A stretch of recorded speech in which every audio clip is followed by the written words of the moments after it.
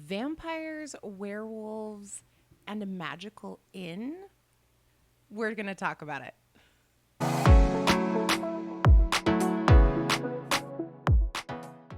It is officially fall, and I am wearing my cozy sweater. I have my cute little tea mug that I bought for this year. I buy so many mugs, you guys, it's a little ridiculous. But this one is just too cute to spook, and then it's a little kitty cat. It's so cute. Anyway, so I have a little bit of a cold, which is why my voice sounds kind of like deep and dusky. But today we are talking about my favorite cozy fantasy / cozy sci-fi series, and that is the Innkeeper Chronicles by Ilona Andrews. If you have never read anything by Ilona Andrews, I can understand because there's a lot of books out there to read, but I feel like you are missing out. So let me give you a quick overview of who they are. Ilona Andrews is a husband-wife duo that write together. They both plot out and write the books together. They figure out all of the world building and whatnot, and I love that because my husband and I do the same thing. However, he is not interested in the writing part at all. He is interested in the building the world part. So he helps me build the world, and then I write all of the things. But Ilona Andrews has a ton of books, a bunch of book series, quite a few of them that are not finished, and this is one of them, the Innkeeper Chronicles. Now, I don't know exactly the origin for these books, but I do know 100% the very last book that is available on audiobook is a serial that was published on their website as a blog, like a weekly blog, and was compiled, edited, and weaved together, as it were, into the most recent book for the Innkeeper Chronicles. Now, it does end on a cliffhanger.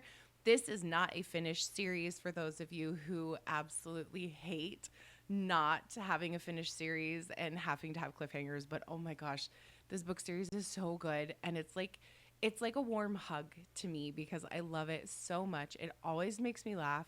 It always makes me giggle. It makes me sad. And I will admit there have been a couple of times where I've cried a little bit. I have gasped in shock because sometimes the twists in the story is so intense. And I'm like, oh, no, that did not just happen. So let's talk about the characters. The characters in the story basically revolve around three main characters. We have Dina, who is the innkeeper. We have Sean, who is her neighbor, who is also a werewolf. And we have Arland, who is a vampire knight from a off-world planet. So the three of them, let's talk about the characters and how they interact with each other in the relationships. So Dina has this really, really important, or Dina has a really, really important job as the innkeeper. She is in charge of Gertrude Hunt, which is the inn, but it's a living organic creature that appears as an inn and it's sentient. It's able to change itself as needed. It does require like raw materials to make those changes, but it also is able to do whatever Dina asks it to do. So if somebody needs to be stopped, there's literal branches that will come out and like grab somebody and stop them. So she has a lot of power and control. And something that I absolutely love about Dina's character is that she does not overplay that. She knows exactly what she can do, and she has the confidence in herself to actually do the things. Go do the things. She's able to, God, how do I describe this? She knows where her limitations are. Let's say that. In a world of female main characters who are just total bad A's and can do everything and Mary Sue themselves into every storyline, Dina knows where her limitations are and where she needs help and who she needs to go to ask for help. She doesn't think she can do absolutely everything. And the one time in the book that she actually does something that she doesn't think she is able to do outside of the inn, because in the inn she's essentially God, and on inn grounds she can do anything and everything that she can imagine and think up in the inn. But when she leaves the inn, all of that magic and power is gone. And she does do something in the first book in Clean Sweep that gets her into quite a bit of physical trouble. And it's really hard for her, and it takes a long, like, healing process. This isn't something like, well, I've just decided I'm going to do something and it's just going to work, which I feel like a lot of female main characters are like nowadays in fiction. But she knows that she's pushing boundaries and limits, and what she's trying to do has never been done before.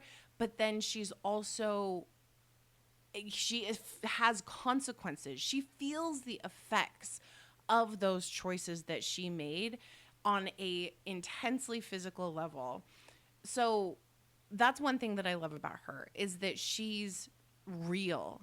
She isn't a Mary Sue. She isn't someone who just is automatically good at everything that she does. She makes choices based on previous knowledge that she has and moves forward with that knowledge. But she doesn't try to do everything herself because she knows she can't. She can't fix the problems of everybody in the entire world, but she can focus on the problem that's in front of her. And I love that about her character. It shows a competency, a confidence, and a true grasp of reality that I really, really like with her character. She's also fairly feminine, which I think is really nice, because a lot of main female characters nowadays are not very feminine. They're very masculine and snarky and rude, and they don't have a real idea of what they can and cannot do. I mean, it helps that Dina is older. She's in her late 20s. So she's not like a 19-year-old baby who doesn't have any idea what she's doing with her life. But you know what I'm talking about. You know exactly what I'm talking about. So that's Dina. Now, Sean is the next door neighbor who happens to be a werewolf. As I said in the intro, this is a cozy fantasy / sci-fi. So there's all these fantasy creatures like werewolves and vampires and different interesting individuals, but they're all actually from other worlds. So Sean is a werewolf, and his origins go back to a different world.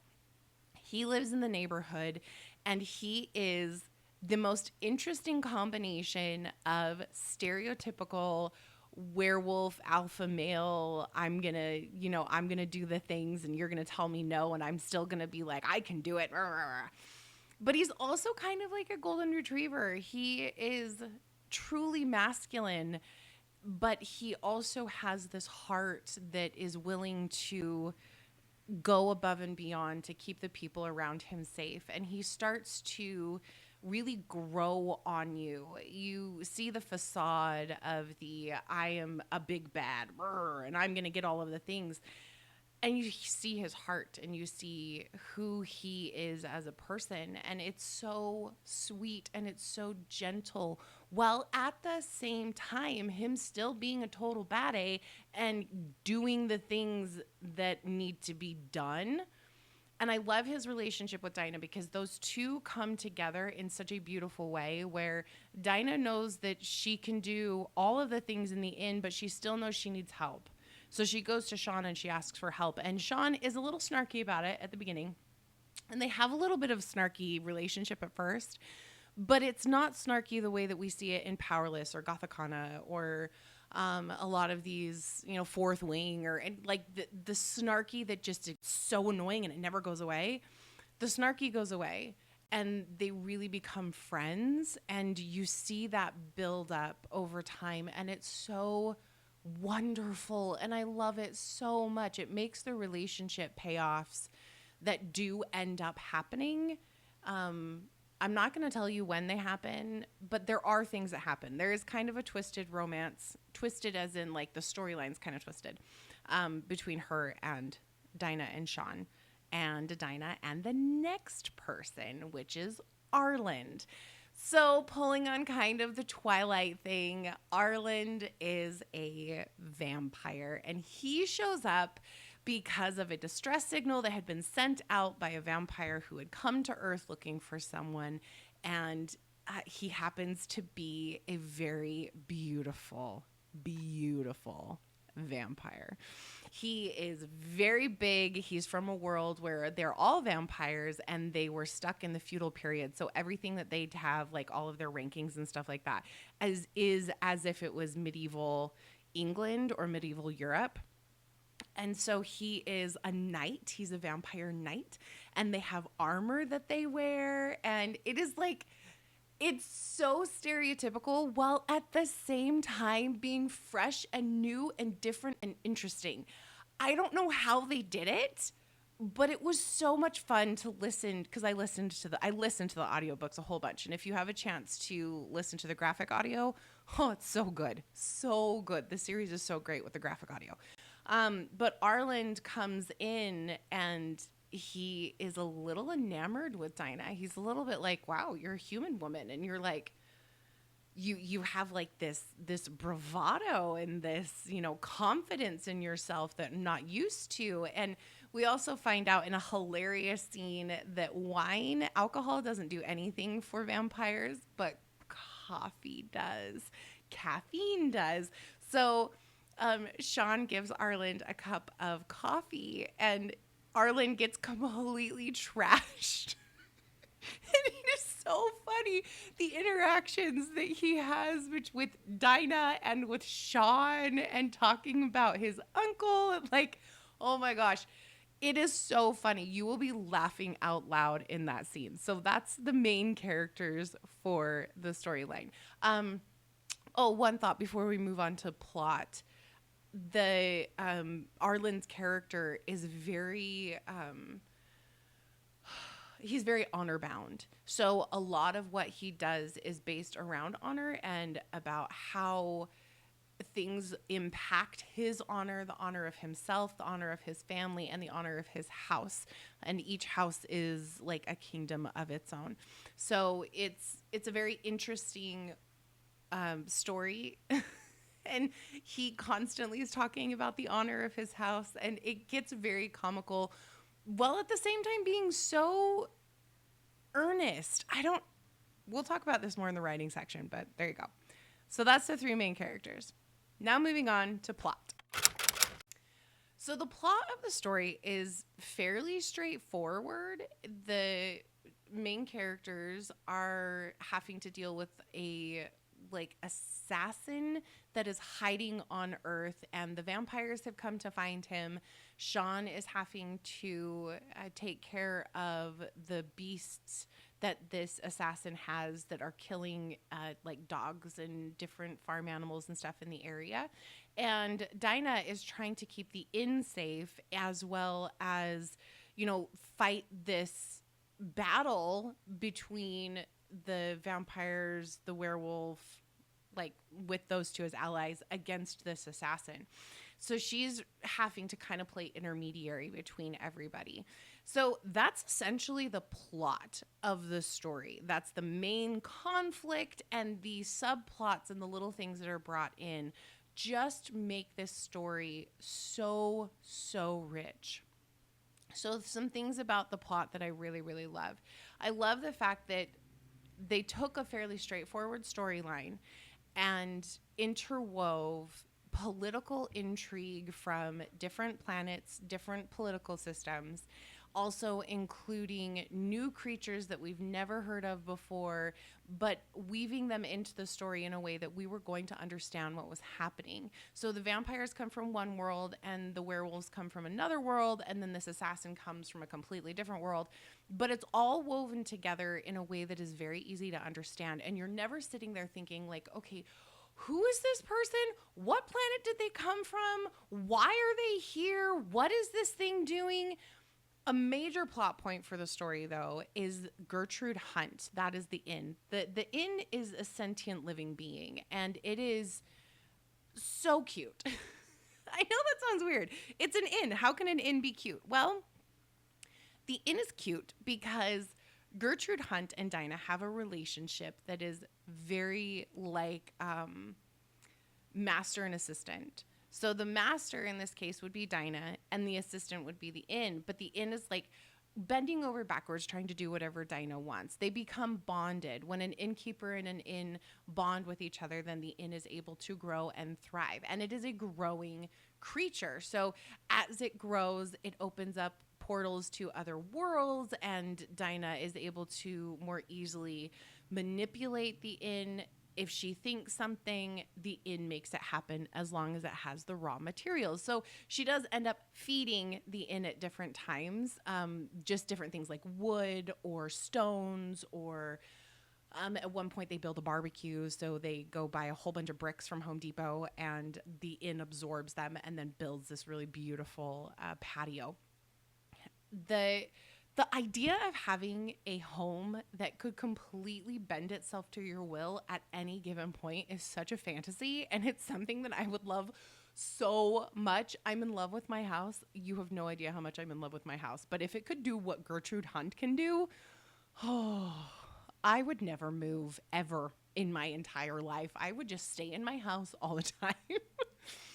So the inn has really cool defenses. It has really cool ways that it translates thoughts and ideas. And so like there's this really big battle scene at the very end of the book that the inn becomes a part of and integrated into, and it's so fascinating. And I love the way that the imagination that the inn is, and Ilona Andrews, that duo that they had, is so brilliant. And I love it so much.